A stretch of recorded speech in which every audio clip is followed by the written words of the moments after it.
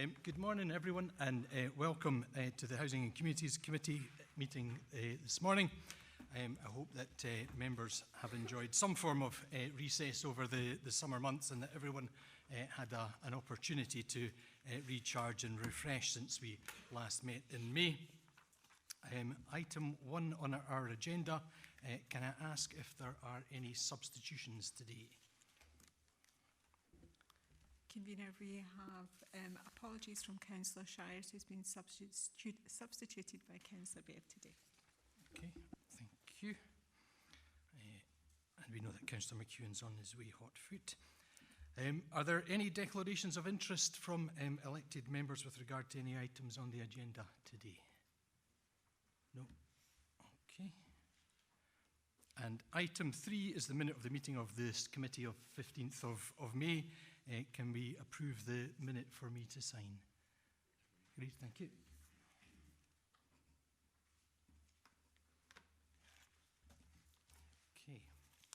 Okay. Can I ask, as per our custom and practice, that we agree to vary the order of business to take the private items P1 and P2, being the Scottish Fire and Rescue Service operational updates and the Police Scotland operational updates for Perth and Kinross now, and then proceed with the agenda as provided. Can we agree to vary the order of business? Thank you very much. Looks like members of the press and public have left, so that's okay. Thank you for that. Thank you, Convener. The report before us this morning covers the first quarter of the year, April to June, and shows a healthy start with 9 of the 12 indicators showing green. Of the 3 indicators showing red, that for non-fatal casualties at accidental dwelling fires has shown a large increase, but is a result of one incident at Fairfield in Perth. That for non-fatal casualties at non-domestic fires shows red as the annual target has been reached, but again this resulted from one incident in a commercial recycling property. And finally, deliberate secondary fires, which totaled 33 for this quarter. Although this is slightly down on last year's first quarter figure of 35, it is a significant number against the annual target of 85. No doubt the verbal report will comment on these items in more detail. I'm sure more detail on the green indicators will be included, but worthy of mention is the level of accidental dwelling fires, non-domestic fires and road traffic collisions, the last of which shows a 20% reduction on the same quarter last year. Of particular note too is the reduction of unwanted fire alarm signals, showing a 35% decrease on the 3-year average and a sizable reduction on the same period last year. The number of signals from schools is also much reduced, as you will see. The report includes details of community safety programs with events held in Queen's Barracks, Perth, Kinloch Rannoch and Blairgowrie, all aimed at giving fire safety education to children of various ages. And finally, the report also details notable incidents and events such as the fire at Fairfield at Perth mentioned earlier and the multi-agency exercise in water rescue held at Craighall Gorge in Blairgowrie. So I'll ask Mr. Pride if he would like to give his report. Thank you. Thank you very much, Vice Convener. Before I ask members to note, scrutinise and question the report, there's a couple of elements I'd just like to touch on prior to passing over to Group Manager Billy McClintock to give the details. As you've identified on page 20 in the performance summary, there are a number of very positive indicators here, and Billy will give you the details. And as you've already mentioned, we have 3 indicators that are unfortunately not on target, those being deliberate secondary fires, non-fatal casualties and non-domestic building fires, and non-fatal casualties from accidental dwelling fires.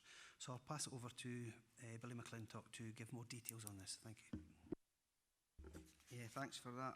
I'll just move on to page 23 of 168 and talk about accidental dwelling fires. Pleasing to see that our accidental dwelling fires continue to reduce year on year, and this quarter's showing the same, so reflecting the lowest over the last 5 years for this quarter and the 3-year average, which is really good. However, as we've already noted there, we have had a real spike in casualties from accidental dwelling fires.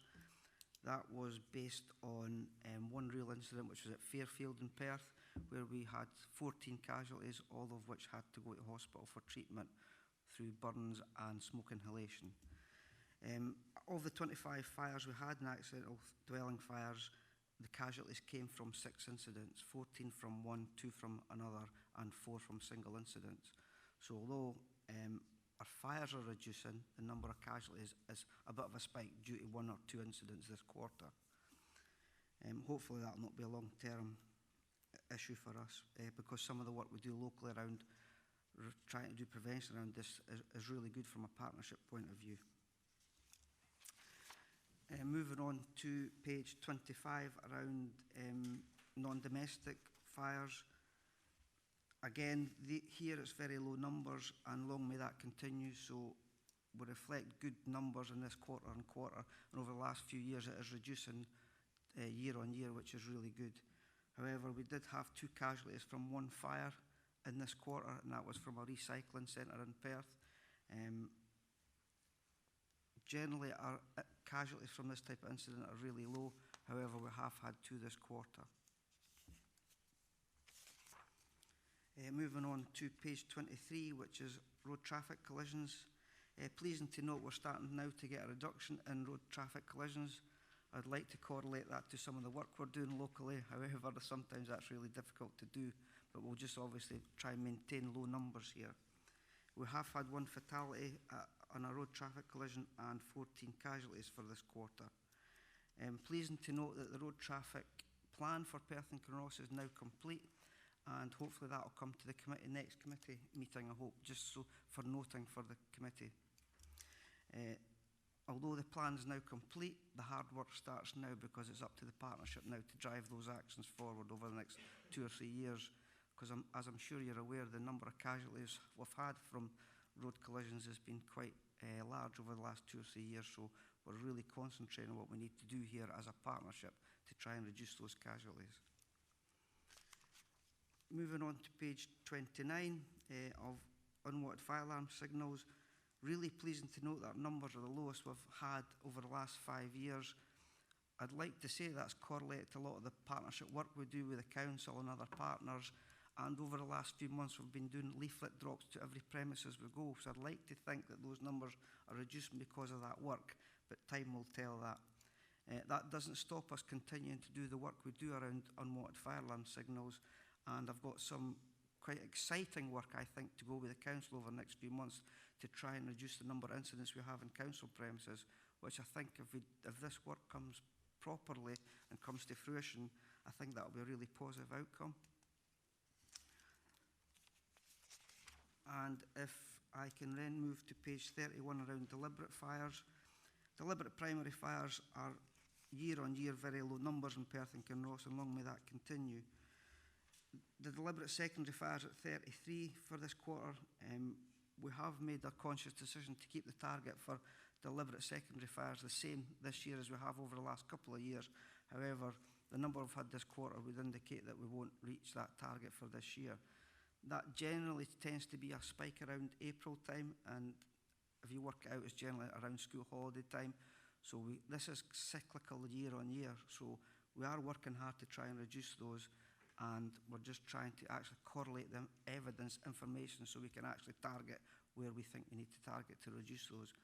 However, I would just like to say that those numbers, although it's 33, are not particularly high if you take that in context across the country. And in fact, the number of deliberate fires, secondary fires we have in Perth and Kinross are only 0.7% of the Scottish number. So the numbers here are really low. Moving on just to page 33 in Appendix 1, it just gives you a list of some of the community safety activities we do. I'll just leave that for you to look at there or give me any comment on. We will continue to do a lot of prevention work around fire safety, life-saving skills, and obviously generally education around safety. And Appendix 2 is just some of the stuff we've been doing. Obviously, I've put a notable incident there of the Fairfield incident because of the number of casualties that came from that incident. A couple of other examples of some of the training we do around helicopters, and obviously one of our higher risks is water gorge rescues that we continue to get in Perth and Kinross, because as you're well aware, the water areas within Perth and Kinross are very well utilised. And the last one is just the fact that as a partnership we've been visiting Perth Prison just to bring ourselves back up to speed with all the procedures there, so that if we do get an incident there, as a partnership, we're very well versed in what happens and what we need to do as a service. I think that's all I've really got to say about the report at this point. I'm happy to take any questions. Thank you, gentlemen. Do we have any questions? Councillor Drysdale. I have two questions, if I may. Firstly, is in relation to the annual targets that are set and as described in the performance summary on page 20. When setting the annual targets, I presume, but please can you confirm that these are, for example, if there was a good year last year, I mean, are these being reviewed annually, or are they relatively static? What we do for our annual targets is initially we look at our national performance framework. They give us some guidance around how we should be selecting our targets. But as local senior officer, I have the ability to deviate from these. What we tend to use is a rolling 3-year average that gives us a look back to the last 3 years, and that allows us to identify where we have been over the recent history. That should give us a direction of where we're moving forward and where we'd like to get to.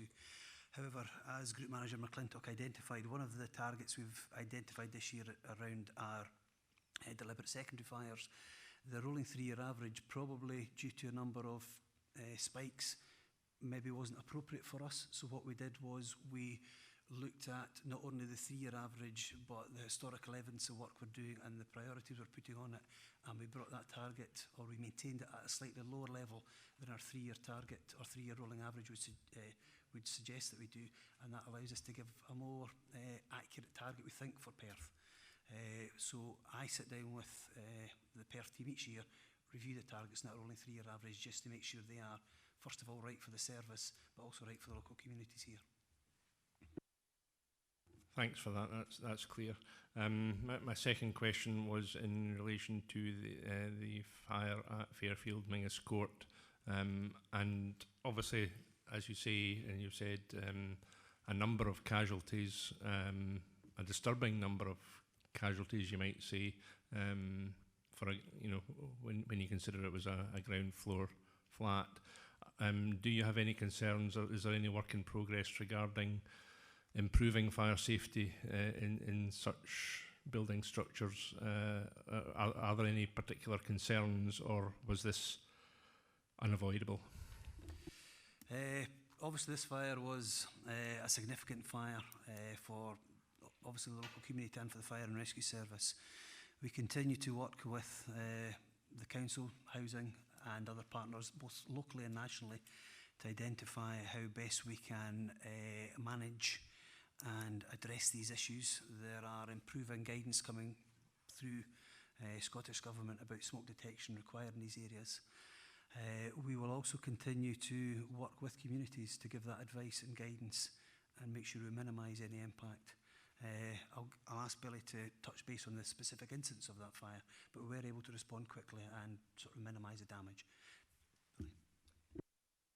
Yeah, thanks, Gordon. What we'll do is we do any incident that's significant like that, we will do a multi-agency debrief on it and find out what happened, why it happened, what's the lessons from that. I've already had meetings with housing and the council and other partners around that specific incident, but there's about 5 or 6 going on just now, and it's usually about the people and the vulnerabilities. So there is work going on to try and minimise that, to find out why did it happen. I believe the fire investigation, and I think the police may want to comment on this, but it was an accidental fire. So there's nothing malicious there. So it's about why did it happen and what support mechanisms and other things can we put in place to prevent this happening again. And that's ongoing at the minute. Before we go, is there any other questions? Could I ask Claire if you want to comment about the fire safety of our properties? Yeah, I mean, certainly from the council's point of view, in terms of fire safety, we've got a large number of fire safety measures in place in terms of the physical aspects of the property, also in terms of the estate management. So our housing staff are obviously out in the patch, on field, undertaking regular checks and inspections, particularly within our multi-storey blocks. and also awareness raising, working in partnership with the Fire and Rescue Service in terms of fire safety measures for our tenants and their awareness and actions that they can take. So for example, making sure that they keep closes and stairwells clear. We've obviously got our caretaking service in terms of bin chutes and whatnot. I think certainly, as Billy identified there, in this particular case, which was a fire within Fairfield Housing Association property, it's the vulnerability of the tenants, and certainly through work with colleagues within the Health and Social Care Partnership, if any vulnerabilities are identified, we need to make sure that fire safety visits, joint fire safety visits are undertaken with housing support officers and the fire and rescue team, and any necessary measures are put in place in terms of prevention activities. Thank you. My question was intended to tease out the degree of multi-agency support that there is, and it's clear that that is happening, so I'm very pleased with that. Thank you. Do we have any further questions? Thanks very much. I just wanted to probe, if I could, in more depth, if there were any things in particular that you felt lay behind the reduction in UFAS unwanted fire alarm signals, particularly the dramatic reductions that we've seen in school and educational premises, Billy?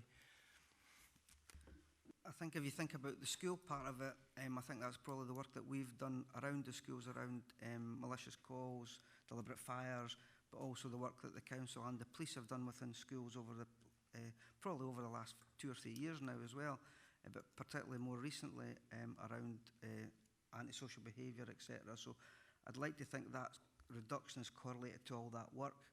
However, time will tell. But we've also introduced over the last few months, every time we go to an unwanted fire alarm signal, is that we give leaflets over with a lot of information.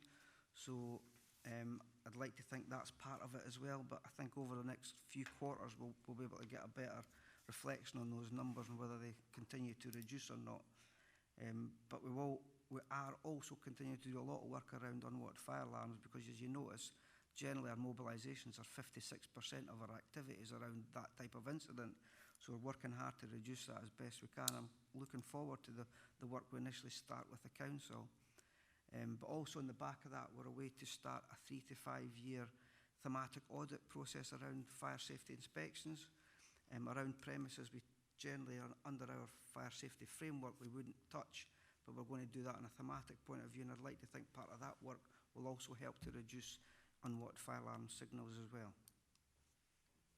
Thanks very much for that. I also wondered if you could tell us what, if any, other multi-agency exercises were planned for the rest of the year? There is a plan for that. I don't have that today, but I can certainly circulate any exercises or training events we're going to do for anybody to attend if they wish. Certainly the water and particularly water and height incidents will be a lot of exercise going on between ourselves, partners, and particularly Police Mountain Rescue, to make sure we've got those type of incidents really professional. And because we have had some incidents where we've had to learn some lessons from those types of incidents, so we continue that. And any incidents or exercise we're going to, I'll circulate those dates. Thanks very much. Any further questions, committee? Last call. Okay, thank you very much, Damien. Thank you, convener. Thanks very much, Vice Convener.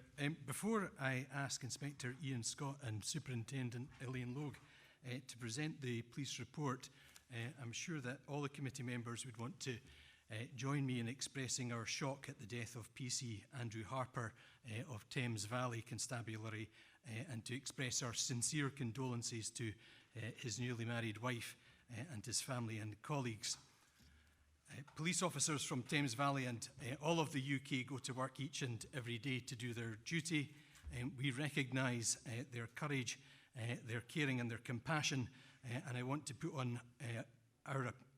our appreciation on record today.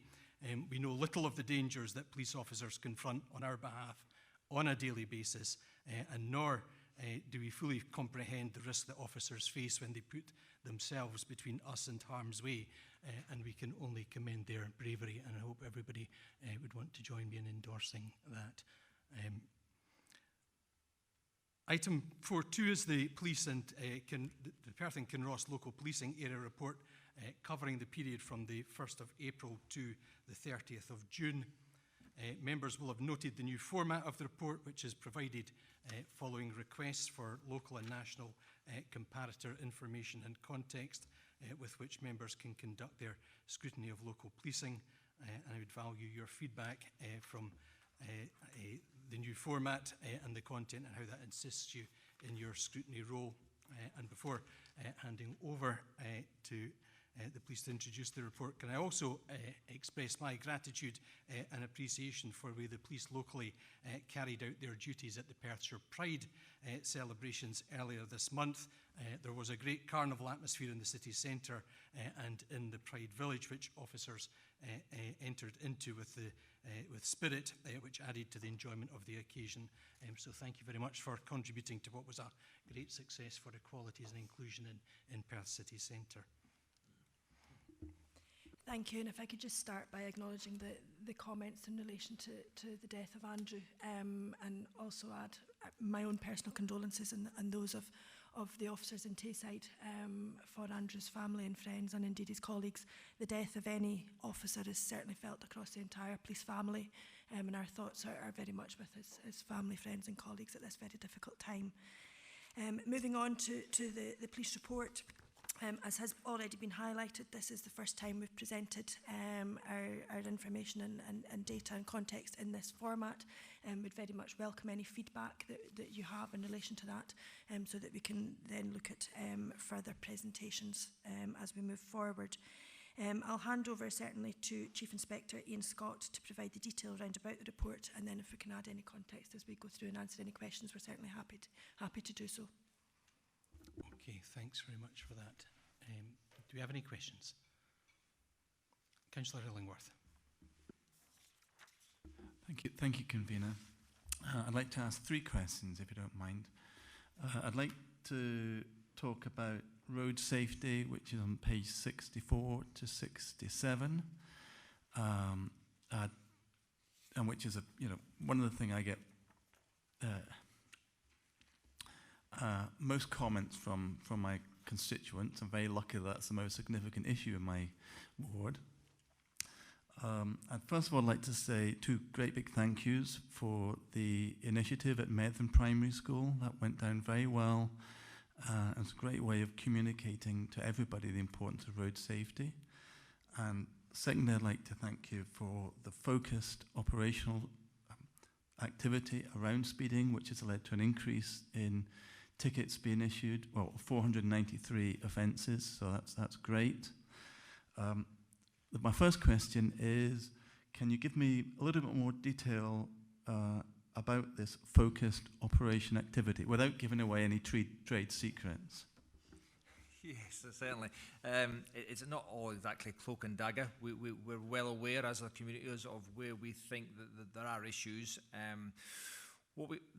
I suppose the judgment call is, while responding to community concerns, are they actually where the serious accidents happen? So it has to be a case of a balance. So a lot of the work, and we've done a lot of work around the schools. Fortunately, we don't have a lot of a lot of accidents around schools. However, it's a concern of probably inconsiderate driving more than really reckless or particularly speeding driving. So we've had the pop-up policemen, as hopefully most of you now seen, and we're trying to engage with the schools because unfortunately it's a lot of potentially parents dropping off their children last minute, not abiding by the local regulations, whether that's double yellow lines or the 20-plenty zones. So we try to encourage community officers to work with the schools so that children are involved to say, it's an issue in our area. So that's one part. Other part is, where are we seeing those high impact casualties coming from, and the focus there. So on that aspect, we look to rely on the specialists in this area, our road policing colleagues who have additional training, additional higher standards of vehicles, better equipment to deal with that, and that's where a lot of the focus from the speeding comes. We're fortunate enough to have a new inspector into road policing, Greg Burns, who's a local guy. He's very keen to probably, if anything, increase the proactivity. And even at the drop-in session yesterday, speaking about some of the plans for the A85, and rather than looking at locations such as Medford and isolations, the whole route through there, and likewise with the A9 and the A93, which tend to be our sort of priority routes, as we're all aware over the years. But yeah, happy to take any comments from communities. If they feel that there's an issue, we can look at that again with colleagues from the roads department to put in checks on speed before we take an activity. So it's a range of things there. So it's listening to communities, but not necessarily responding to the loudest community. It's got to be evidence-backed. So that's probably a bit of the work that goes on. And your second question, Dave? Okay, thank you for that. You mentioned in your report about elderly drivers, but is it not the case that it's the teenagers or the young chaps or girls who are just newly qualified who are by far the greatest risk? They're a risk to themselves, and that's why over a number of years the partnership work in relation particularly with fire and rescue, leading on Safe Drive, Say Alive, the education programme is very, very impactful. Tragically, we know we've had the occasional accidents, and I can think of the 928 at Tullybacket with a fatality last year, which was probably due to inexperience in the driver's part. I don't think you can look at them in isolation. We'll have two ends of the spectrum. Often we're keen to blame young people. I would say that young people are probably, in general, more responsible, conscientious and safer than they ever were in my time, being an oldie. However, there can also be that irresponsible side of things, and we look to engage and educate and enforce with them.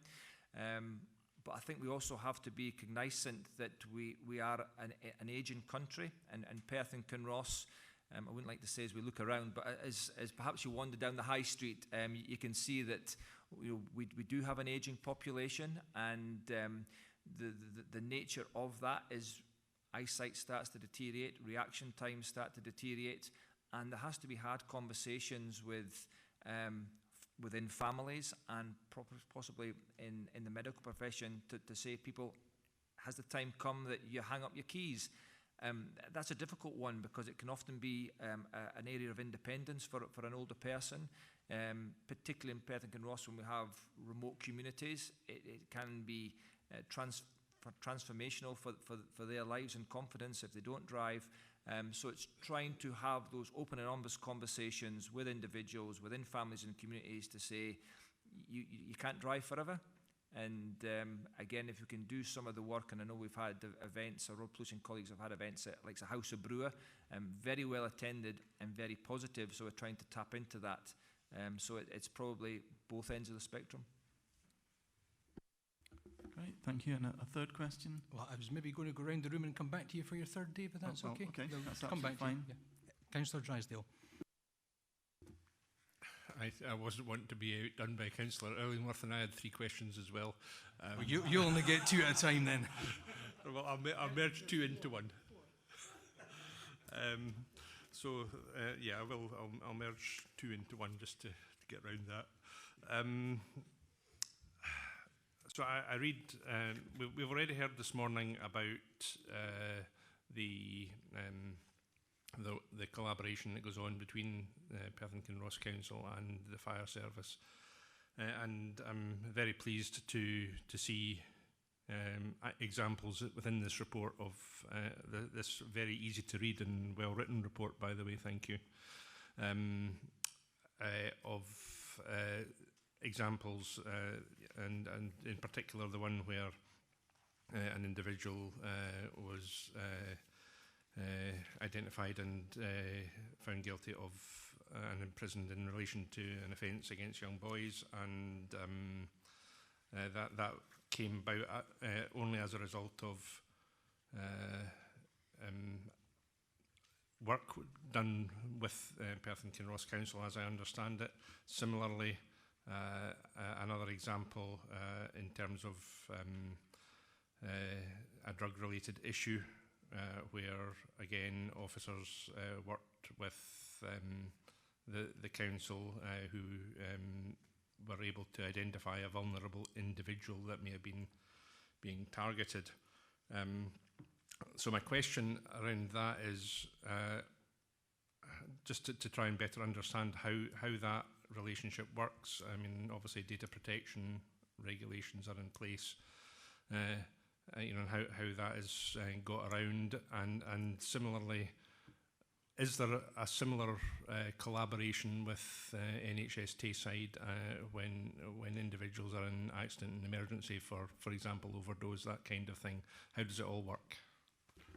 Yeah, thanks very much. I think I've been thrown in straight into the questions, and usually I have a little spiel beforehand to try and I wouldn't say cut you off, but reduce the number of questions. So I'll maybe just start off going on a wee tangent.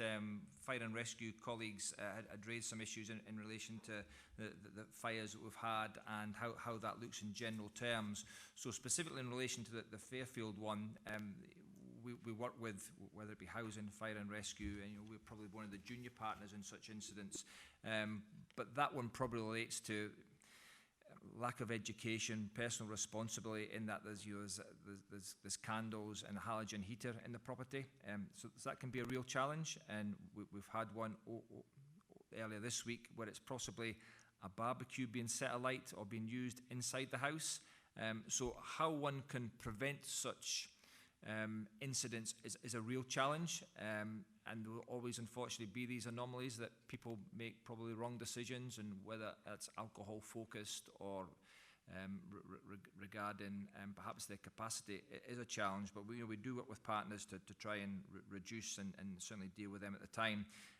We're fortunate in the great scheme of things. We don't have a lot of fires. They are hard to detect. That is a challenge.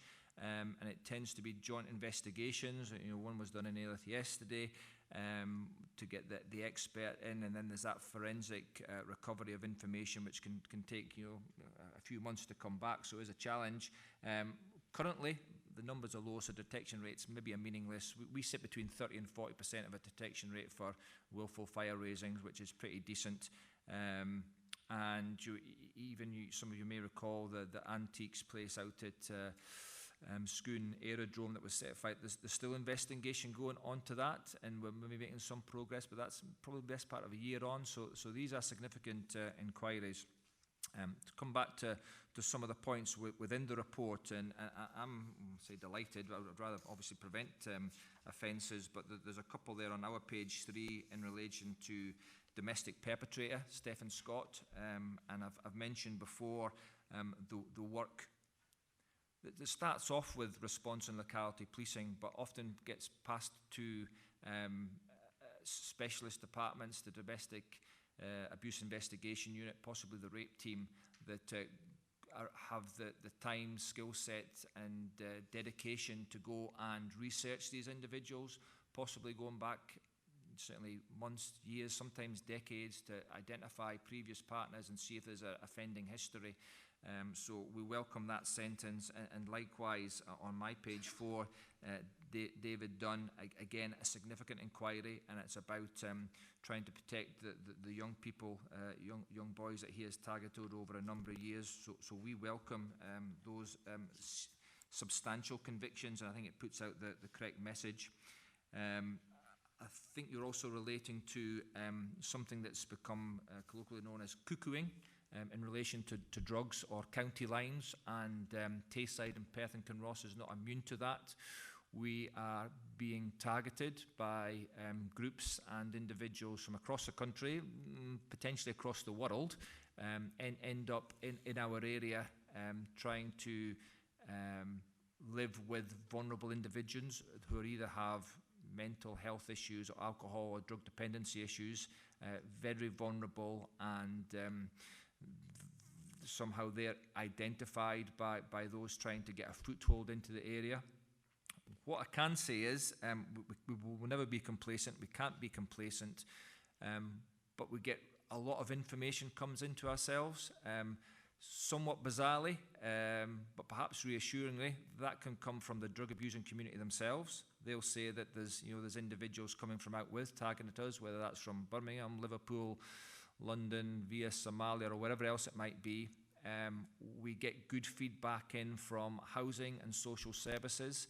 And what we have found in the last 2 or 3 incidents, as we've become aware of it as a police organisation, that information has also been shared within hours from other sources. So it really gives us that confidence that we have a good partnership working approach within Perth and Kinross, which I think we probably all hope for, and I think we see that on a day-to-day basis, so that is reassuring.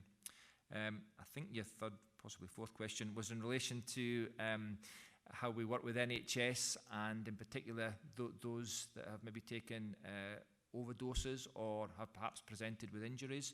So as a partnership within Police Scotland, we've probably professionalised the way we deal, report and record such information through the work that Mike Whitford, the Chief Inspector that was formerly in this area, is leading partnerships and preventions, and Katie Chisholm, the Inspector, in that we have a number of officers that are co-located at St Martin's House that are working day to day in that partnership field. And while I'm delighted that they have a focus in Perth and Kinross, them and their colleagues in Angus and Dundee always have an area of specialism. So I was going to say unsuccessful overdoses or suicide attempts will go to an individual to look to see what support can be put into the individual, whether that's through mental health, whether it's through substance abuse, whether it's through housing, and also the family, because for suicide, for example, we find if there is a suicide or attempted suicide, that can increase the chances that family or friends may also be suicidal. So very quickly, on the day after the event, that's picked up by partnerships and preventions. The engagement and partnership work takes place to make sure that we are cited as a wider community safety collective as to what support can be done to the individual. Some of the individuals are very challenging. It's not a 100% success rate, but as I say, that professionalisation of service is hopefully a reassurance to communities. Thanks very much for that, Ian. Did you have any follow-up on that, Eric? Just my fifth question, yeah. Before me asking the question, can I just comment? I see that in relation to one of the incidents we've already spoken about, two males were identified using the live scan fingerprinting. This is the new technology that Police Scotland has available, and it's good to see that is in having results.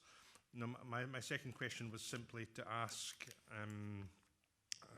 comment on page 3 of your report regarding honour-based abuse.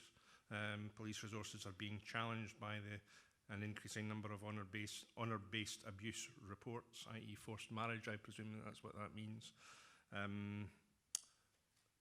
Is that another area of collaboration with the local authority? Very, very much so. Fortunately, the numbers are very low. We're probably speaking about 1 a quarter, but the investigation is significant. There can be cultural issues, there can be language issues, and vulnerability. So it's that wraparound of often it comes a point of crisis within a family or situation. So it might be my response officers getting the call at 2 o'clock in the morning, and having an awareness that this isn't just to be looked at as an individual call, but what is the wider significance for the individual, the family, and indeed the communities, and then it tends to get passed on.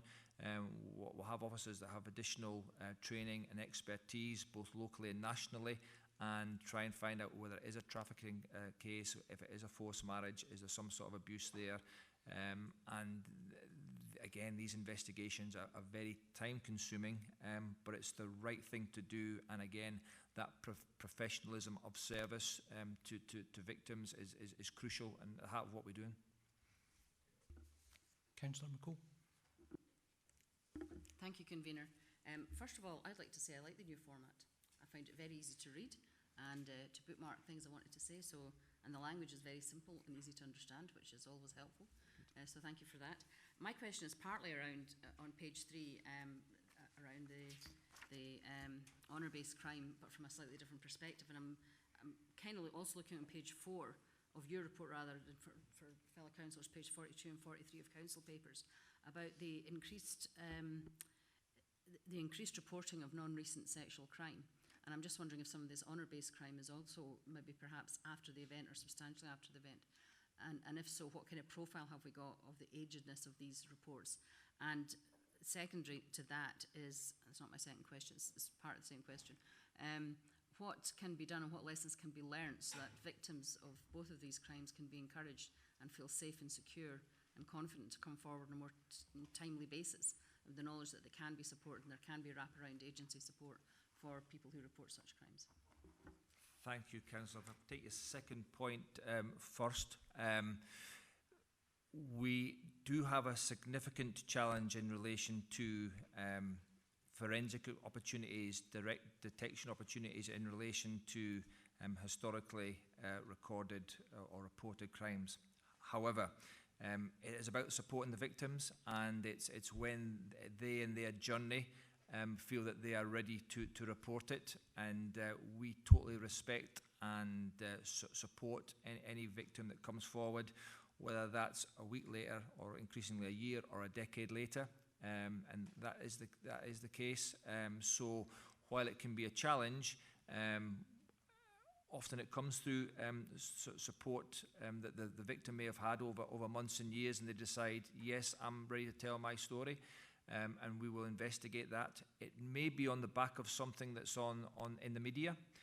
So as we have had these high-profile events over the last months and years of people coming forward to say that they have been a victim of whatever type of crime, then yes, it is challenging, but it's the right thing to do for the people involved. And hopefully it shows that there's confidence in Police Scotland and the partner agencies to deliver a bespoke service to them.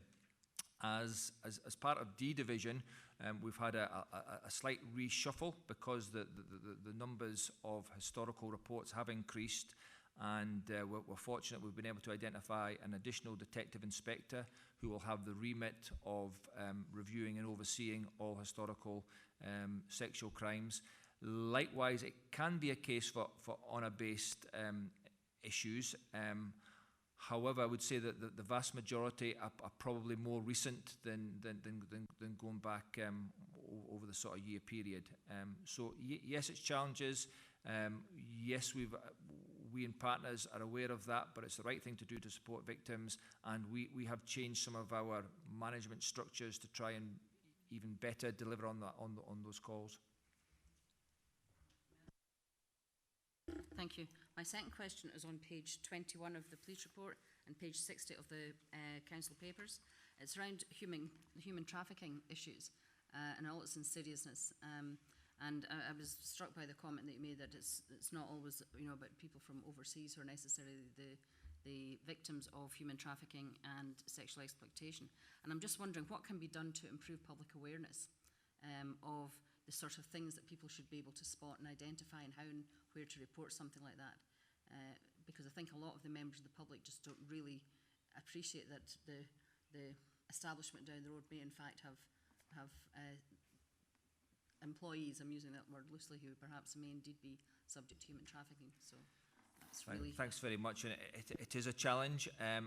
Again, it's probably a benefit of a national force and increasing sort of media and social media information that as and when any of these type of horrific offences come to the fore, that they tend to get good media coverage, and I think that's an opportunity. Often the victims, taking away those that have been exploited perhaps from abroad, have vulnerability needs, and that's probably the plea to partners, communities and elected members. If you have those concerns, please don't sit in silence thinking that doesn't seem quite right. If it doesn't, I'm a great advocate of a gut feeling. If if something seems out of place, then it possibly is, and some of the ones that have been okay nationally, it's not just been days, weeks or months, but this has run into years or decades of abuse of particularly vulnerable individuals who are absolutely being exploited for financial and personal gain. Councillor McEwen. Thank you. I'm going to take you back to the speeding again, and from your statistics in the paper, Perth Kinross does have an issue with speeding, especially compared to the rest of D Division. But where I want to go with this, rather than just talk about the statistics here, is that, Councillor Illingworth's correct. We all get the irate emails from constituents regarding speeding. We all get that. All 40 of us get that. I know. There's a rash coming out. I don't know. And how do we manage the public's expectations? Because when we bring this up with council officers, members of the public want traffic lights, speed cameras, speed bumps, the road narrowed, the speed limit changed, all these sort of things to try and stop inconsiderate driving. And roadside hangings as well. Yes. So it's, how do we manage the public expectation of what can be happening? Obviously, from your report, your officers are spending time assessing roads and assessing speeds, and there not being a speeding issue. And it's how do we work in partnership to manage these concerns of the public so that you can use your resource appropriately and the council can use its resource more appropriately? It's a very good question, and it probably comes back to a little bit of what I was saying before. He or she who shouts loudest doesn't necessarily have the greatest need, and we probably all have to be maybe a little bit firmer to say that the evidence doesn't support your allegation, for want of a better term. So we do work with the roads to try and get a little bit of technical information prior to doing any enforcement activity. So we'll get the cables laid across the road that will give us feedback as to what proportion of vehicles are exceeding the limit, when they're exceeding the limit, and by how much. And we have and do go back to say that's not a priority for us. That's sometimes, well, often not what people want to hear, because whether the vehicle's of a sporty disposition, whether it's a large vehicle, what we do find is a lot of times the noise and the belief that there's excess speed doesn't actually mirror what's happening on the ground. And again, it's that conversation about we're busy, we have a lot of vehicles, we have a lot of roads. We listen as an organisation to elected members, and because it's a recurring theme, I think it's fair to say that there's issues. We task out officers to try and to not only educate but detect those type of offenders. Could time and effort be better focused elsewhere? I think the advantage of the new report is to say we spend a lot of time and effort on it. We try and balance community needs to where the killed and seriously injured are. But sometimes we're having to work to the request of elected members and communities when perhaps the focus could be on something else.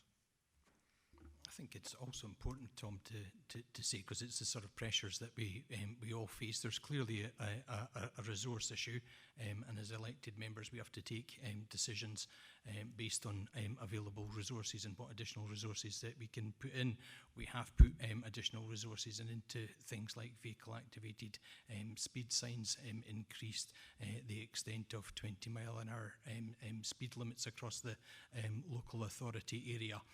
But we well know from other committees that the demands for traffic volume and speed surveys, far exceeds the capacity that the council has to deliver that within a reasonable period of time. And there is the issue that a lot of the historic data that we have, or even the recent data that we have, having conducted volume and speed surveys in areas, is that the evidence of those surveys doesn't correspond with the perceptions of the community about the volume of traffic and the speed of traffic. So part of it is about an honest and open conversation with communities. part of it is, how do we respond to their legitimate concerns about road safety? But it is a targeted approach. And also, what can communities do themselves? And I think that's an increasingly important aspect of how communities actually get a better appreciation of how safe or unsafe their roads are, and what they can do in terms of pop-up policemen and other traffic calming initiatives themselves. I think the director wanted to come in. Thank you, Convener. I mean, just to reiterate, so the Council obviously has now invested a significant amount of money in vehicle-activated signs. Again, the feedback from that is very much perception-based, that people believe that they're working, and therefore, that is a very positive. I think that, the interesting bit, and Chief Inspector has referred to that about the perceptions. And the perceptions are very clearly, when we do the checks, the perceptions are that speeding is higher than they actually are. And I think that that's one of the things, we maybe just need to double check in terms of the road safety plan that Billy was speaking about earlier on, that we do a little bit of work round about that with our communities as well. Because the evidence is suggesting that vehicles are not travelling as fast as they are. I note what you said at the very start, Councillor McEwen, about the detection rates, but their detection rates, and the detection rates are probably a higher percentage just because the police in the area are out and about a little bit more, probably as a result of requests from communities.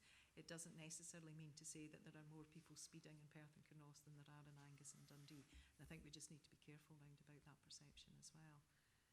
But it is very, very much a partnership approach. It is deliberate that it's the Scottish Fire and Rescue Service that are dealing with, that are pulling together on that partnership approach, the road safety plan.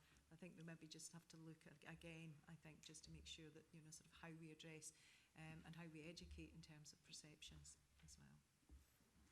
I think you have both touched on what I was going to say in follow-up, and that we need to get this information, we do these assessments and get this information into the community through the community council, through ourselves and through the media, because I think we're putting all this effort and time into following up and doing these assessments, and I personally don't see any outcome from assessments to pass on to the community.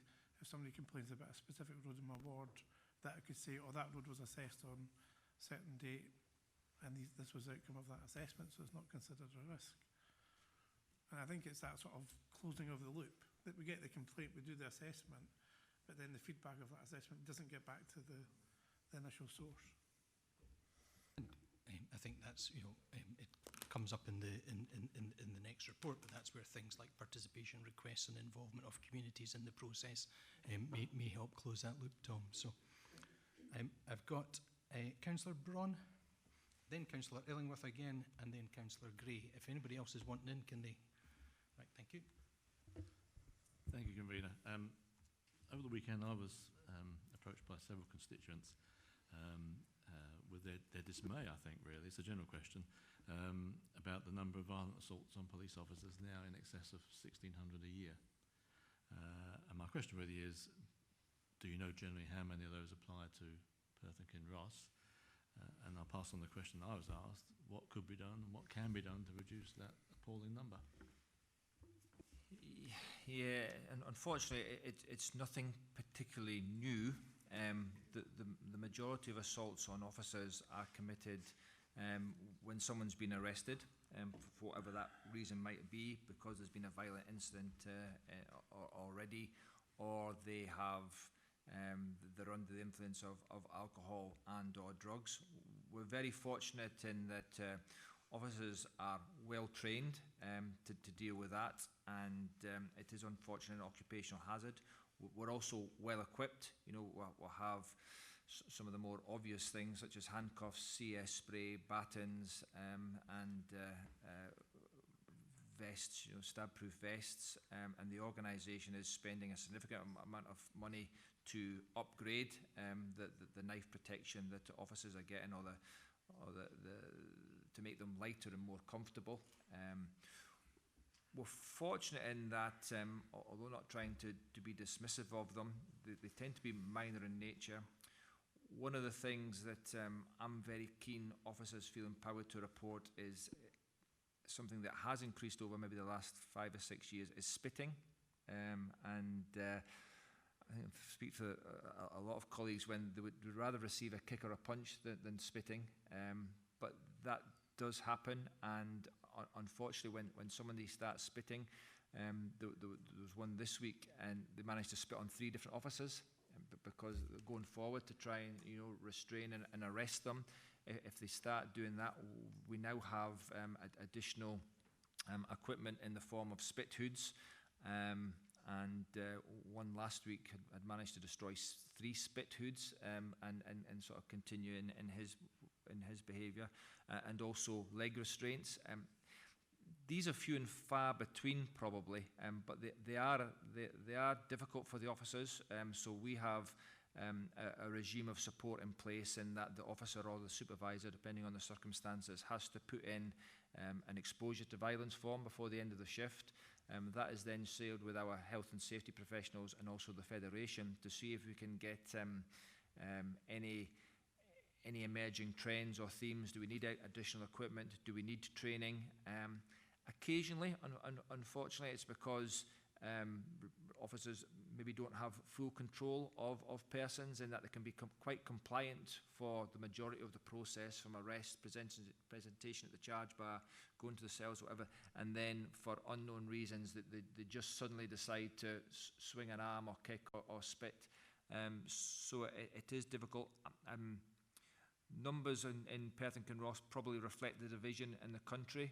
We're happy that we look to record them, we look to support the officers. We always highlight it to the Crown Office Procurator Fiscal Service to get a proportionate response. If there's any good thing from it, generally speaking, when you speak to the individuals concerned the next day, when they're maybe on a more even keel, they tend to apologise.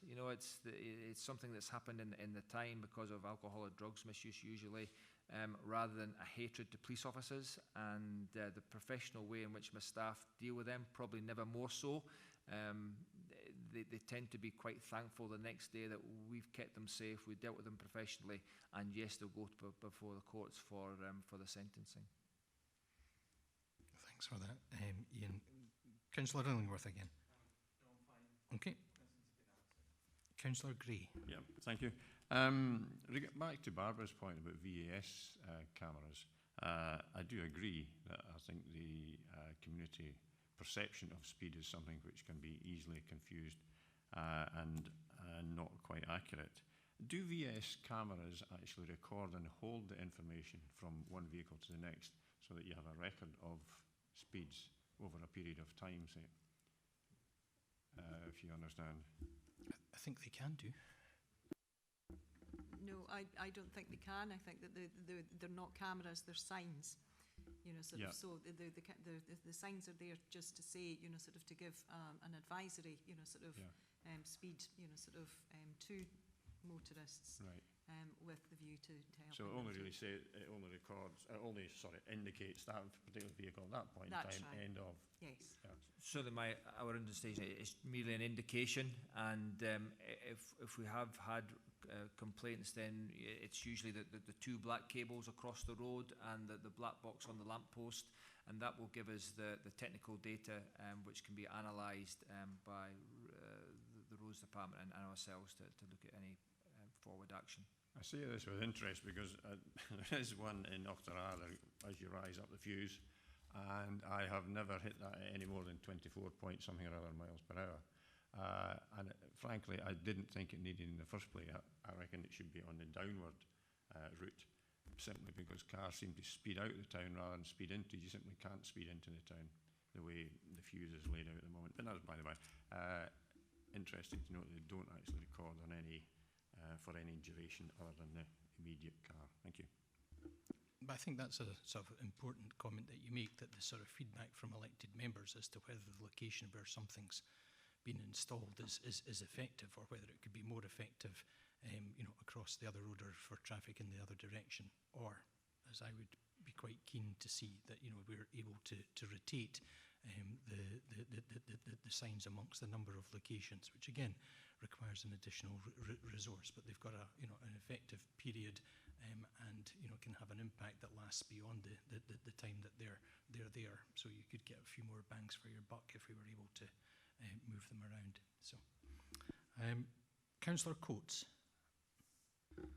To come back to the speeding issue, one of the things I see on a regular basis within Perth city centre, and especially since we got this so-called single surface road, are cyclists riding at a furious pace and going the wrong way up one-way streets, and, in my opinion, causing all kinds of danger to pedestrians. Yeah, thank you, Councillor Coates. And it is a concern that's been expressed at previous meetings, and it's something that's probably close to one or two councillors' hearts. We do have a difficulty in trying to educate some cyclists, and that sort of conflict between cyclists, motorists and pedestrians. What we would ask is that everybody's respective to each other, and I think I've mentioned before that the comments that I've put out in my weekly bulletin to elected members and the press, I get more, I'm going to call it hate mail, that's maybe a bit strong, more strong comment back on anything that's relation to cycling than anything else. That is the one thing.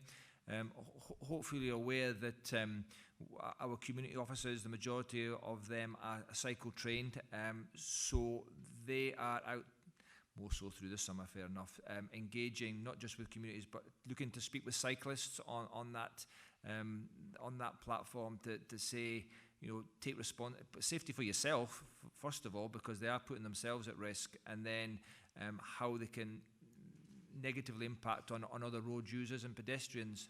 So that's done on certainly a weekly basis.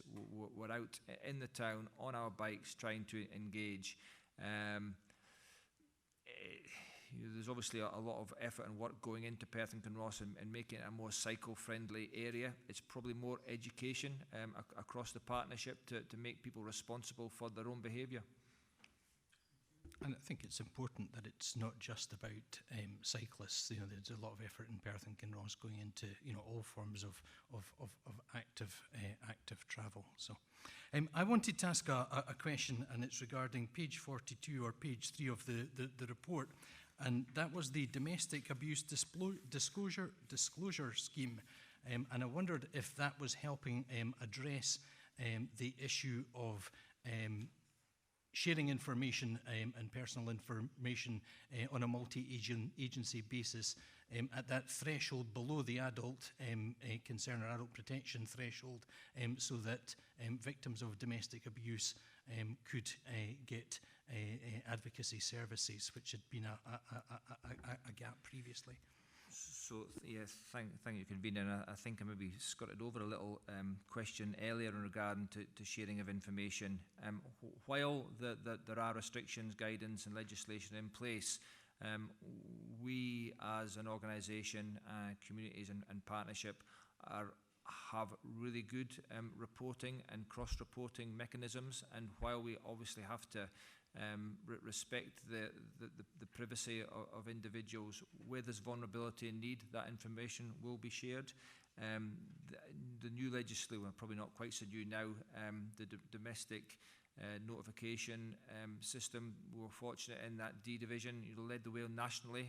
Eric Knox, a previous colleague who moved on, did a load of work. We are seeing benefits and we are seeing requests, and that information is able to be shared appropriately and professionally, and it's about safeguarding potential victims and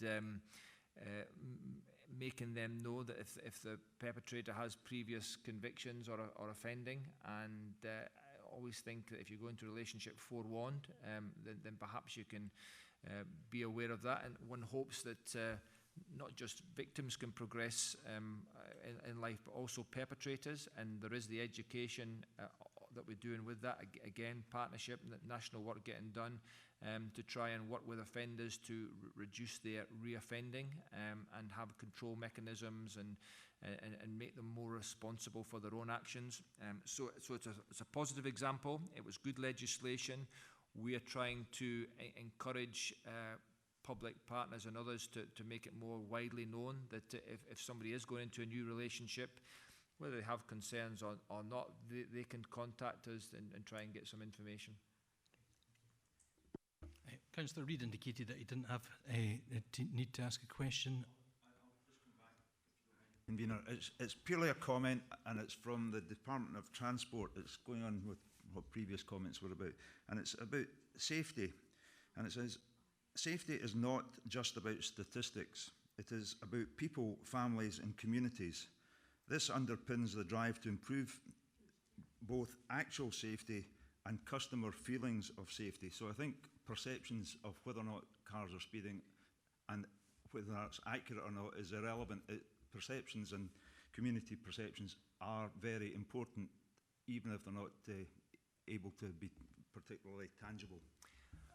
I think that's possibly. Yeah, I think you know one of the KPIs that we work to is you know the you know local residents you know, do you feel safe in your community, you know, so you know, and I think you know that's can be a matter of perception as well as reality. Yeah. So. The reason I've got this here is because Transport Scotland don't get it. Okay. On that note, can we agree to note the report? Thank you. The Vice Convener will take item 5.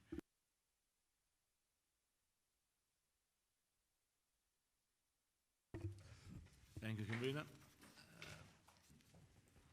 This is paper 5 on the Community Planning Partnership update.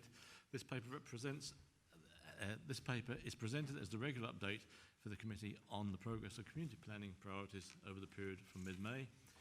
With regard to local action partnerships, implementation of the improvement plan approved by the CPP board in December last year continues to be the main focus of work.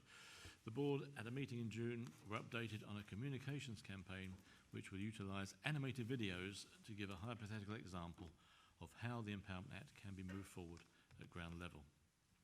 The development of a compact between the CPP and action partnerships, setting out shared principles and commitments, was also noted.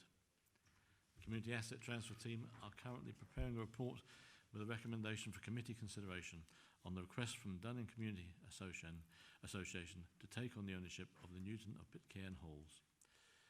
The team aims to have this report ready for the Property Subcommittee in October.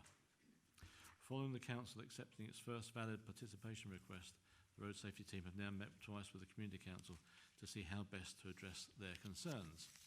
A project team has been put together to start an engagement process with community groups and the general public to identify how sustainable management of community halls and other facilities across Perth and Kinross might work in future. Cooper Angus Town Hall will be the first facility to be looked at in detail, and members have recently received an overall briefing on the process. The first round of this year's Community Investment Fund closes for applications on the 21st of August, today at 5 p.m. As of writing, there have been 16 applications received. These will be validated and passed to ward panels who are expected to meet in September with decisions which will be passed to SPNR Committee in November for endorsement. The Community Planning Partnership is undertaking a governance review to ensure that it is meeting its duties under the Community Empowerment Act. This started with a board workshop in July.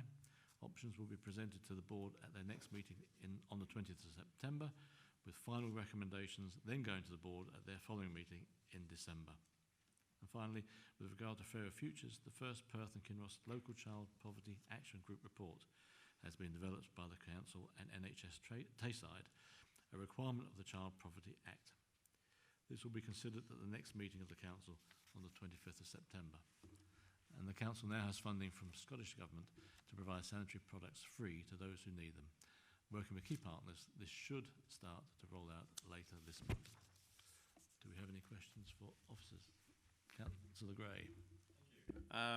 Regarding the Newton of Pitcairn Hall, Is the property sub meeting in October the final hurdle towards this transfer? David, would you answer that? Thank you for the question. Yes, that will be the deadline that we're working to. The group are currently just finalising their business plan and just basically ticking all the boxes on that. So we'll be supporting them with that, and then it will come to group for the council to decide. So. Right. Thank you. Councillor Moses. Thank you, Vice Convener. Just again, looking for an update on the Community Investment Fund. I think we said the report had that there was only 16 applications, and where one would suspect that there'll be quite a lot of applications going to come in at the last minute. Can that aside, can you give us a wee update on thing? And are there? I believe there was a few areas that didn't have any applications. Do we still have that standing? Can I ask that first and then a supplement? Yeah, no, thanks for the question. I anticipated you'd be asking this one. So at about 3 o'clock yesterday, we were up to 60 applications. I'm pleased to say the community planning team, I'm not sure they're pleased, but they're expecting the same number again today.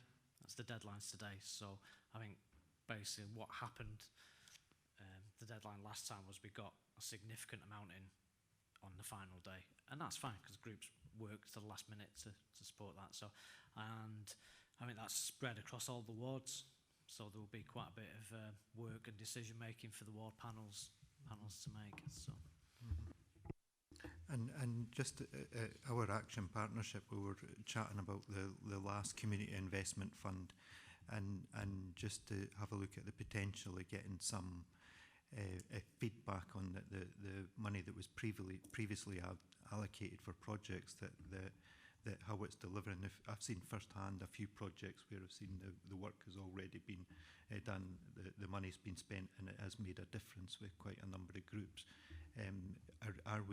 Are we looking at from within Kinrossshire, we certainly want to look individually at where the money's went and try and use it to promote the Action Partnership and the Community Investment Fund, but also wider across the council. Is there work going ahead to collate that? yes, thanks for the question. As the Vice Convener said, we're currently producing some films and animations, and some of the films will be groups who've benefited from Community Investment Fund talking about what they've done. Also, the Convener has asked that we generate some case studies. At the CPP board in June, Kinross and Almond and Erne Action Partnerships reps from those groups came and updated the board, and both spoke very highly of actually what they've been able to do with SIF money and PB money and the kind of projects they'd be able to put on over the summer. But I think the more we can promote that, then yeah, I think that would be a good thing. So, any further questions? Councillor McEwan. It's just an actual simple one on Fairer Futures. What's the membership of the local Child Poverty Action Group?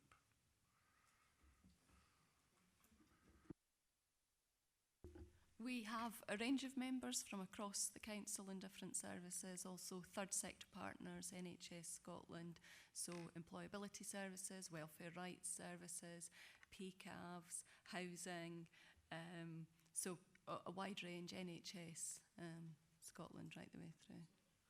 So to meet and bring forward all this stuff, how many people were you talking about in a room? The same sort of number as this, or are we?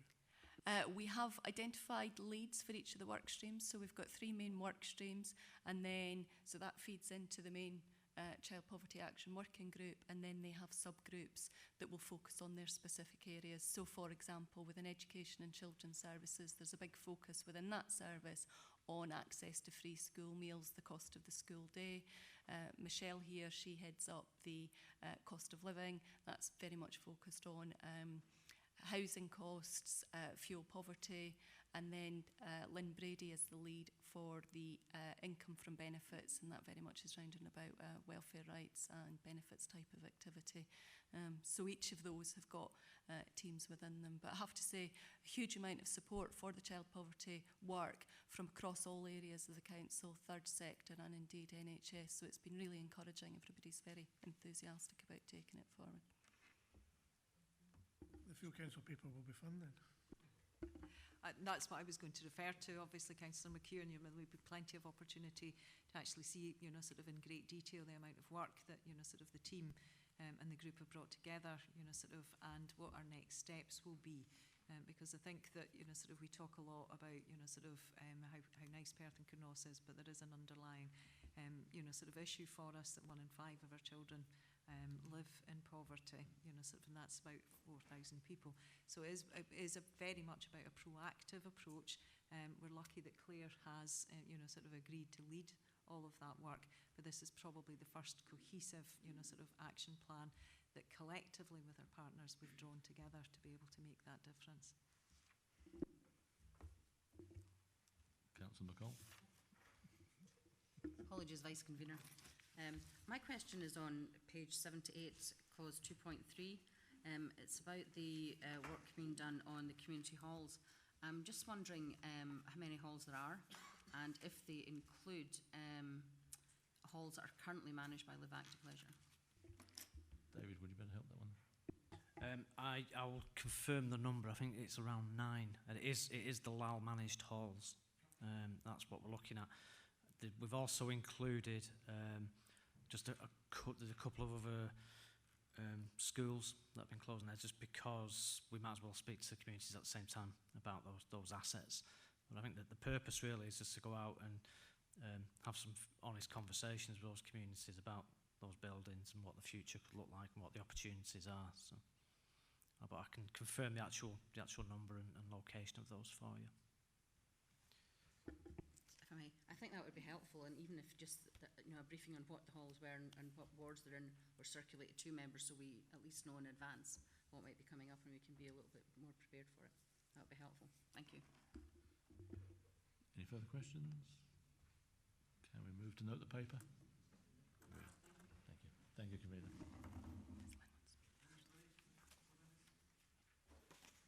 If members need a comfort break, we will have a very quick comfort break. So, yeah, 2 minutes. Item 6 on our agenda is the annual update on the Perth and Kinross tenant and resident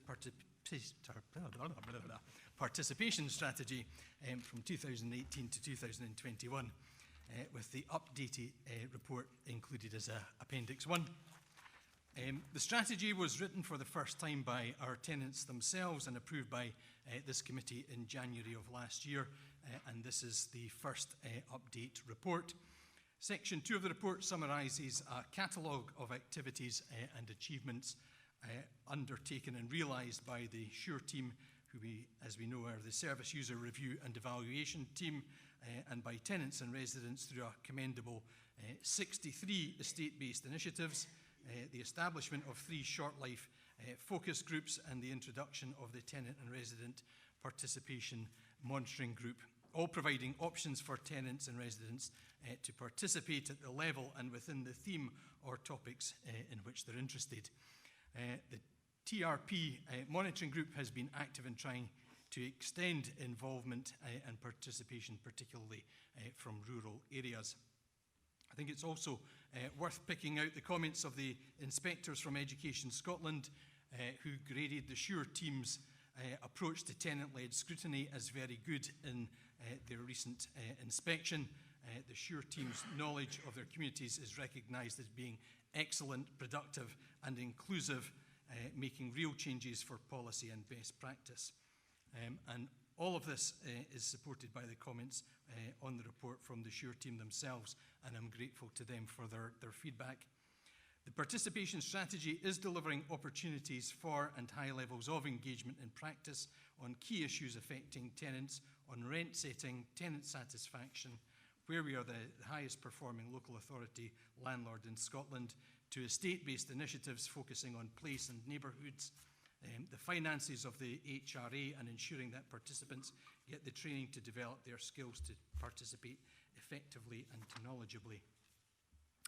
Before opening up for questions, we have Lynn Palmer here as our representative of tenants today, and I'd like to invite Lynn for her input into this report. Thank you. Lynn. Okay, thank you very much for this opportunity.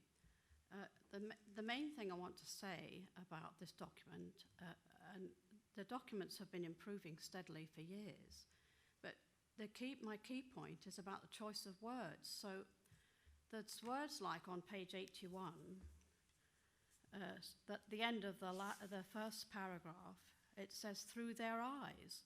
Well, that's very, very close to person-centred planning, which of course is a term you hear in health circles. So planning for tenants is done through their eyes. So it's the same virtually as person-centred planning, which is excellent. Now, similar ones on 81, further down, true tenant and resident participation is key to success. Well, it's the same, you know, we're really doing very well. Another on 82, influence policy setting. That's the last bit of 1.7. This is on the main document. Have the opportunity to influence policy setting and the nature of service delivery. This is excellent. 83, involving service users in the procurement and appointment. That's 83, yep. 2.8, the first one, first bullet, procurement and appointment. 85, responsive to tenants' needs. Up at the top, responsive to tenants' needs and changing circumstances, and also 85, more in-depth tenant-led scrutiny. So, you know, we're really getting to the heart of it. So the words, the choice of words in documents is vital, and I'm really pleased about that. So just to finish with a little spiel, we seem to be moving towards everything we need to become properly influential with our council. This means our TRP strategy is getting very good. Number one, more training, even to HNC level for those who want qualifications. 2, involvement in procurement, tendering and outside contracts. 3, communicating and getting people to involve themselves can still improve. 4, involvement in rural communities. And that's all I want to say. Thank you very much for that, Lynn.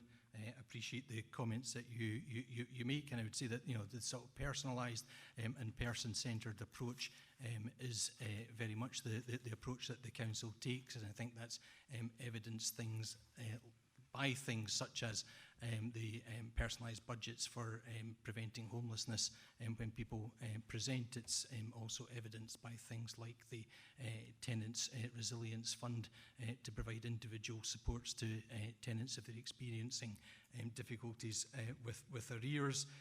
It's also in personalised approaches to tenancy sustainment for people in their own homes, and I think it's also one of the driving forces behind the rent affordability model as well, to ensure that for the vast majority of our tenants, our rents are going to be affordable. So it's also, I think, clearly the approach that's adopted by our welfare rights team as well. So thank you very much for your comments and your ongoing contribution to tenant participation. And if you take that message back to your colleagues, I think all the committee members would be very grateful. So thank you.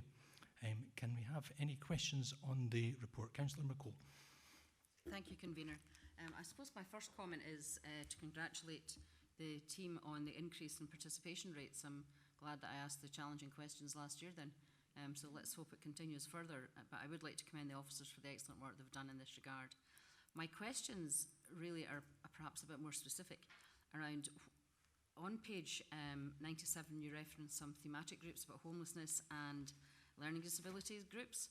And I'm just wondering, what is the tenant participation from those groups in the overall survey and the rent priorities in rent setting? And perhaps more generally, how inclusive is the participation for those tenants for whom accessing services and events may be challenging? And then finally, what are the targets for next year to try and improve participation further and build on the good work that we've already done here? Thank you. Probably 2 or 3 questions in there. Do you want to answer? Michelle? Sorry, I'm over here, not over there this time, surprise. In terms of the participation and their involvement in surveys and responses in terms of those specific groups, we do dedicated sit-down sessions to support them to participate in activities. So very much Judy and the tenant and resident participation team will take that out and do one-to-one participation with them around that area. In terms of the targets for next year in relation to increasing consultation, we are looking for an increase. We've not set ourselves a specific target, but we are looking to continue to increase the way that tenants can participate. One of the things we found particularly successful this year was putting the rent setting priorities out on the new consultation hub. So we felt that that was a significant increase in the online. We're continuing to do drop-in sessions and attend focus events as well. So although we don't have a specific target that we've set ourselves, we are looking year on year to get an increase. Thank you very much for that. It's very encouraging that that's done. I'm thinking a little bit more about those tenants who perhaps, for one reason or another, either have perhaps more challenging aspects of either leaving their own homes or going to the drop-in centres. So there's I get a lot of cases where a lot of people either don't leave their own homes or they have other challenges facing them. And so it's really that sector who really would probably benefit, I think, from tenant participation. And what proactive work can we do to reach out to them in a different way? So we have a range of measures. So obviously we recognise that one of the barriers to participation it can be just simply access to transport. So we can provide assistance with that. So for example, for participation in our tenant conferences, we can do travel expenses or organise to get a taxi to pick individuals up. Our digital e-panel is one of the other ways we're trying to increase participation. So it might be that, you know, they would prefer to do participation online. We're continuing to work closely with colleagues in community learning and development to have an effective joint approach to participation and engagement activities in communities and identifying vulnerable individuals, and we do record that information on our systems. It's an area that we are going to look to continue to improve and recognise who we actually have, not just in terms of locality participation, but also ethnicity and sort of individual specific challenges. And do we have anything that's particularly targeted at groups like the Making Where We Live Better group or other groups? We have specific sessions with them, and so we'll involve them in a range of activities and we'll offer them opportunities to participate. We're looking to extend that. As I say, Judy and the team are always looking to involve that wider, but as I say, we do have these specific thematic groups, so we continue to meet with them on a regular basis, and they very much tell us how they feel we should be shaping services and how we can encourage more participation. Thanks for that, Michelle. Sure, sure. Just a little point of clarification, maybe. That's all it is. So I was really focusing. The thematic groups was of interest, just to be curious how they participated. But my main, I suppose, interest is in those tenants who perhaps are isolated or rarely leave their own homes for whatever reason. You know, it could be mental health issues, it could be disability issues, it could just be they're elderly. And how do we reach out to those who perhaps you know, and I think you answered the question, actually, to be fair. So the thematic groups was okay, I understood that, but I am concerned simply because I get a lot of caseload with tenants who very often don't leave their homes very often or have other challenges facing them. So I think focusing in on that group would be quite helpful. Are there any other questions on the report? Tom, Councillor McEwen. It's just a simple thing. We're going to have a paper about repairs, and do we back onto that engagement with a tenant to do some of our questionnaires and surveys and things like that? Yes. Yes, absolutely. I mean, certainly June's trades team and repairs inspectors, when we have got a big consultation exercise underway, are heavily involved in that. We do a high number of repairs, so that often is the main contact and the opportunity that we will take. So tradesmen walking into the door to see a tenant about a particular repair issue, we'll say, have you remembered to complete your rent survey and do you know about? So certainly Michelle's team will put a lot of information out to June's team through the team meetings, and we cascade that and certainly encourage all frontline officers, and likewise through the repairs call centre as well. When staff are calling in to report a repair, they'll remind them about the range of participation opportunities that are underway. And as I say, particularly with the rent survey, that's been one of the ways that we've actually increased the voting during last year. When you statistically look at the numbers you're dealing with, and this is nowhere near meant to be aimed at being a criticism of anything or anybody at all, is that the numbers are very small. We've improved those numbers as best we can, and every council in Scotland has the same issues of engagement as we do. But does that not give you concern that some of the outcomes from what we're asking aren't accurate? Now, I reflect on this because obviously in my professional capacity, I see trials on medicines uses and everything else, and when you get information back that's so low numbers, and so it then becomes inaccurate. And I'm just wondering if we have the same concerns about the information we're getting back from our residents. I think we have to work in the framework established by the Scottish Housing Regulator and through the Housing Charter. I think if we were in a situation where we had declining levels of engagement and participation, then it would be a cause for serious concern. But as their sort of engagement levels are moving in a positive direction, I think we can only sort of take comfort from that whilst continuing to work to expand that further. So, what was sort of more than that is that not the concern with the feedback itself and the volume that we're getting, but the conclusions we reach from the information that we're getting is more my concern. Because if you've only got a small 11% of people responding to you, that's only 11% of views. I mean, if we're making conclusions out of that 11%, are we concerned that we're...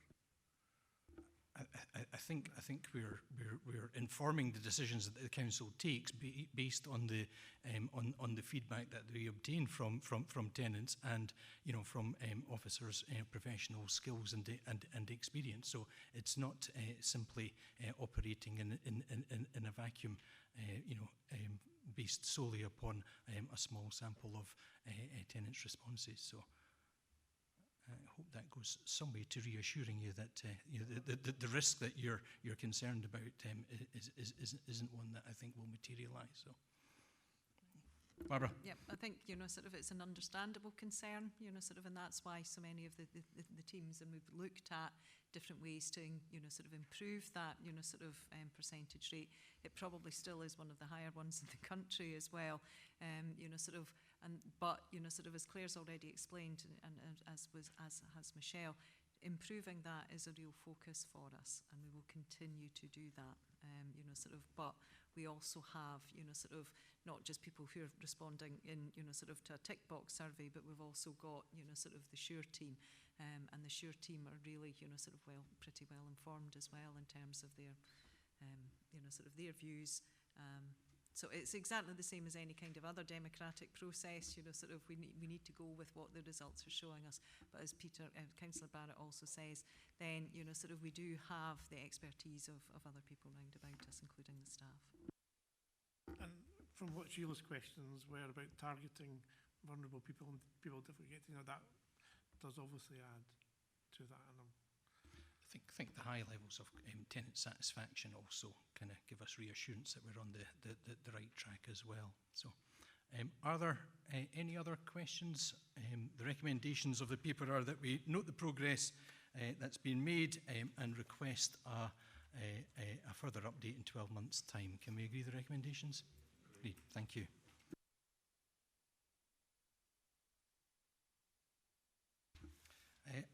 Item 7 on our agenda is the responsive repairs policy, and our committee has been asked to approve the revision set out in the table of amendments in Appendix 1. with the draft revised policy included as Appendix 2. The responsive repair strategy aims to ensure that as a landlord we meet our legal obligations and outcomes set by the Scottish Housing Regulator with regard to the Scottish Quality Housing Standard and the Energy Efficiency Standards for Social Housing by 2020, as well as carrying out repairs timely and providing tenants with a reasonable choice about when that work is carried out. Key performance indicators are set out on the table on page 109, which show improving response times for emergency repairs, a reduction in the number of days required to complete non-emergency repairs, and the percentage of repair jobs completed first time. The percentage of repair appointments kept has dipped very slightly but still remains over 96%. Satisfaction levels across a basket of criteria in the table are in the mid to high 90s. The policy is also updated to encourage channel shifting, online reporting of faults on the Council's Report a Repair website, and things that can be reported via the MyPKC portal, as well as by email to housingrepairs@pkc.gov.uk. The service has been recognised by the SURE team as very good, and as convener I'm committed to maintaining that level of service, recognising the importance that living in clean, tidy, well-maintained homes makes to the health and well-being of our tenants and the example we can set to other landlords. Are there any questions on the report? Councillor Drysdale and then Councillor McCall. Thanks, convener. Yeah, just in relation to some of the new, Appendix 1 really, and the new wording proposed in the policies.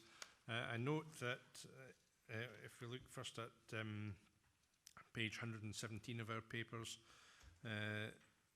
page 16 on common repairs, page 17 on maintenance and improvements, and then further on page 22 regarding electrical supply. On all of these occasions, reference is made to reporting situations online, and the telephone number appears to be removed. And obviously, I would have a concern about that because some people don't have computer access, clearly. Having said that, I look in the actual Appendix 2, and I'm not sure that what's in this table accurately reflects, or fully reflects what's actually in Appendix 2. So I'd just like an assurance, please, that the final paper that goes out will allow people to report situations by telephone, as well as, I mean, obviously the preference is for it to be online, but that the telephone option is available. The telephone option is available, and I think I had a similar concern as you read through the table of amendments.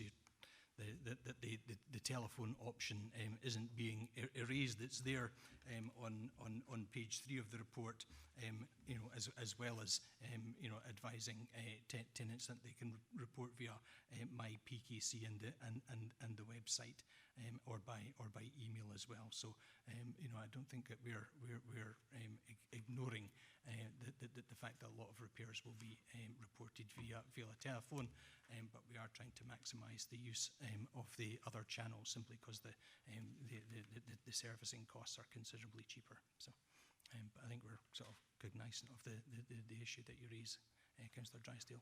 Councillor McCall. Thank you, convener.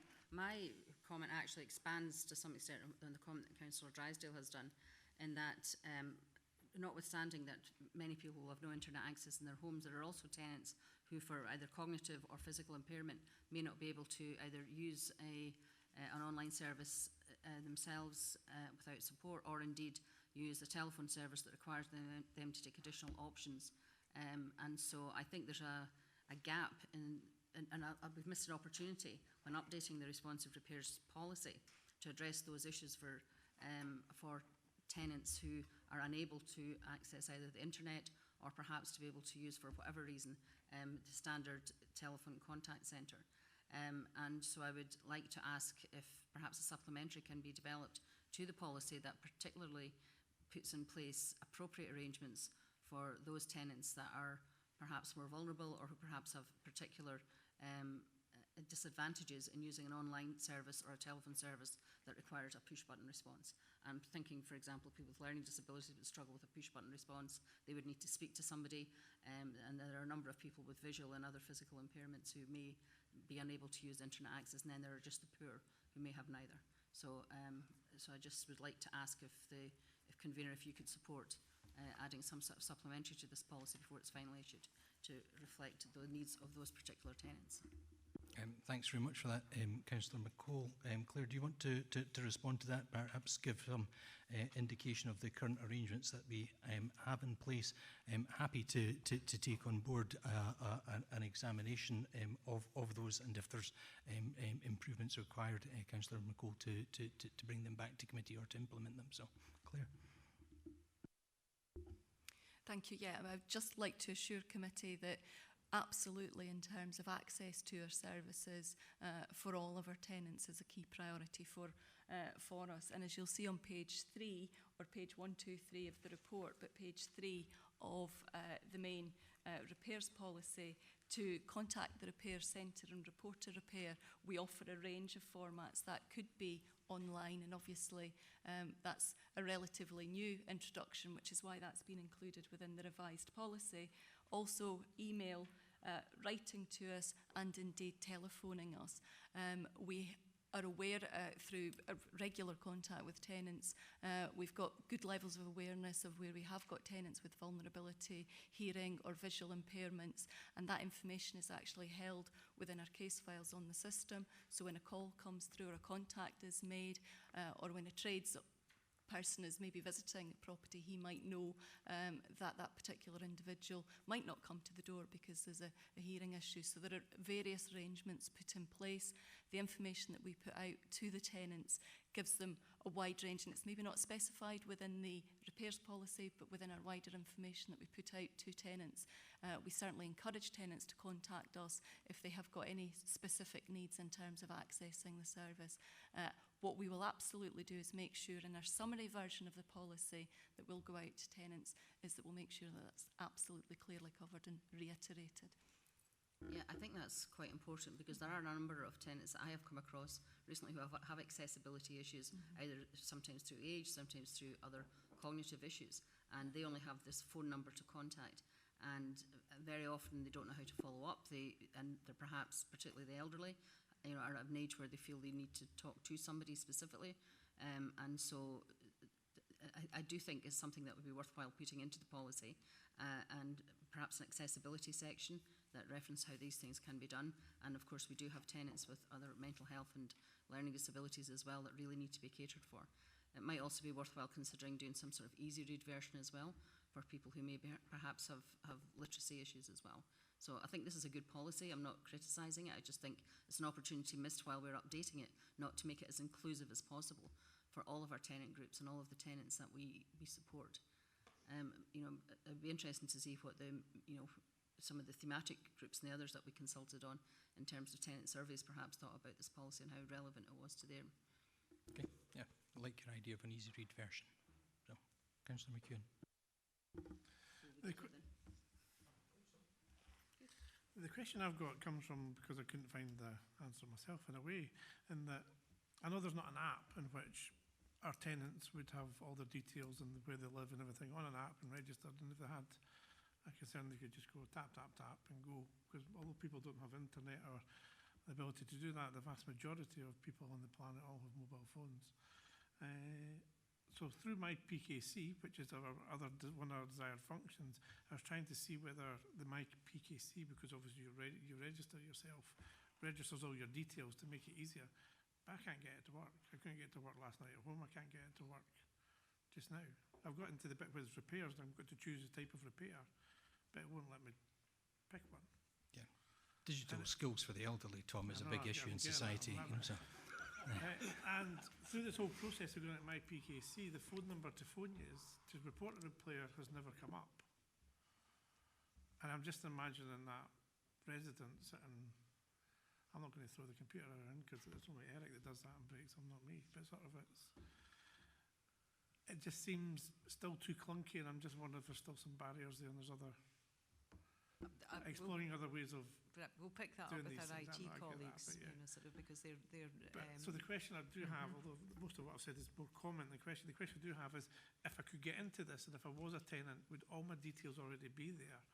Or are we asking tenants to load up all their details every time they do that? Yeah, details are already there, and our next phase in terms of our online reporting is indeed we're looking at rent arrears as well. What I would say in terms of ensuring that reporting a repair online is absolutely what the tenants need and meets their needs and is simple and easy to use, we get continuous feedback. June's recently had some feedback from tenants and it has been very positive. I think we did have a few initial teething issues a number of months ago, but feedback that we've had recently has been really quick and easy to use, instant response, touch of a button, quicker than a phone call. And we have been finding over the last few months, as you know, it was a fairly slow burn to begin with. The number of repairs being reported online, I'm pleased to report, is increasing. But obviously that continuous feedback and continual improvement in terms of any service that we provide, you know, we're happy to take any feedback and we'll look at that. So I think the MyPKC, as Barbara says, we'll take that up with our IT colleagues. No, I do agree that the website is very intuitive and it's very straightforward, and I've never used it before. I just went bang, bang, bang, it's dead easy. It just didn't work to give me my answer. So I had to point that out, unfortunately. I think, have you actually registered on MyPKC? Yes. Yeah. So I had an account, so I logged in and I said, right, I'll quick a repair, and it says, Mm-hmm. is it emergency? No, it's not an emergency. What type of repair is it? Oh, there you go, electrical fault. No, it's just a computer fault now. You know, it's... Okay, we'll pick that It's not up a complaint, I'm just saying if that had all worked, then I might have answered my question. And I wouldn't have pointed out, because I do agree with you, I do think the website is set up very well, the buttons are there, it's very obvious, it's very user-friendly. The issue may be that you're not a council tenant, Tom. So we'll check that out. Yeah. Or it may be these Surface Pros. Are there any other questions on the report? Councillor Illingworth. Can I just make a quick comment that this is, notwithstanding our comments from my colleagues on the left, that this is yet another really excellent report from the Housing Department. It's always a pleasure to get reports from the Housing Department. So thank you. Thank you for that, Councillor Illingworth. Councillor McCall. I just have a very quick question. It's about on page 109 around the KPIs. I noticed that the KPIs are compared to 2 years ago rather than last year, and I'm just wondering why that is, because if they were compared to last year, the arrows would all be pointing in the opposite direction. Okay. It's, you know, sort of, we're always asked to look at trend information, Councillor McCall, and that's what it is. We've got trend information across the 3 years. We have many times we can change it, you know, sort of we're quite happy to look at year-on-year changes, but, you know, sort of there is always, you know, sort of a requirement to look at how are we performing across a number of years.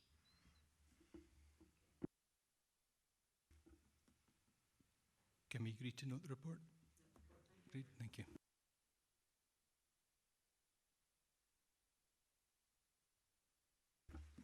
The final item on our agenda today is the progress report at year one for the current Gypsy Traveller strategy, which we approved last August. The aims of this strategy are to ensure that services to meet the needs of the Gypsy Traveller community are delivered in a non-discriminatory way, are planned to meet the future needs of community members, and that community members are involved in the planning of those services and improve access to local services for Gypsy travellers, as well as raising awareness of the issues that impact upon the Gypsy traveller communities and promote positive images of those communities.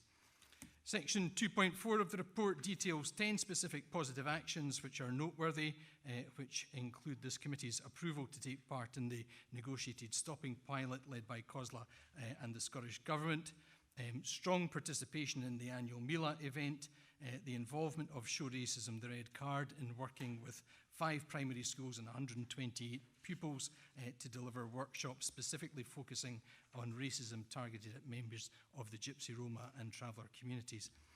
It was good to see the Provost attend the Bing Annie Festival organised by members of the Gypsy traveller community at the Pitlochry Festival Theatre and building on the success of the Rajpot project supported by Creative Scotland. The Binge Annie event took place over the past weekend, which included a Maori spiritual leader delivering a message about how cultural respect and understanding can transcend division and distrust. Sadly, the event fell victim to the horrendous weather we had on Sunday. It was also good to see the Happy Cabin project getting community support through the participatory budgeting process and what that demonstrates in terms of inclusive and cohesive communities. The Sally Ossians project 40 is a novel outreach programme organised through Sport for All to community groups who could benefit from therapeutic opportunities through the sport of fencing. I also attended, along with other elected members, an awareness-raising workshop for elected members delivered by members of the Gypsy Traveller community, which also served to provide experience to help the development of a new cohort of Gypsy Traveller trainers. And I commend the report to you. Are there any questions on the report? Councillor Ahern. Yes, just with regards to the negotiated stopping sites that we approved at committee, I just wondered if we've had actually used that policy at the moment and whether it's been successful with the Gypsy Traveller community. We haven't formally rolled out the negotiated stopping policy because we're still awaiting the official start of the pilot. David, I don't know if you can comment further on that, or Michelle. Michelle. Yeah, I mean, we're still working towards negotiated stopping. It's not been rolled out fully yet. The commitment was to look at it in August. We're working quite closely with COSLA in relation to the pilot and taking on board support from them, and we're actually meeting with the lead, Eloise Nutt-Brown, in the next couple of weeks to look at the learning from other local authorities. So no, we've not rolled it out or used it as yet. Are there any other questions? Can we agree with the report? Thank you very much, and thanks for your participation and scrutiny efforts today. Thank you.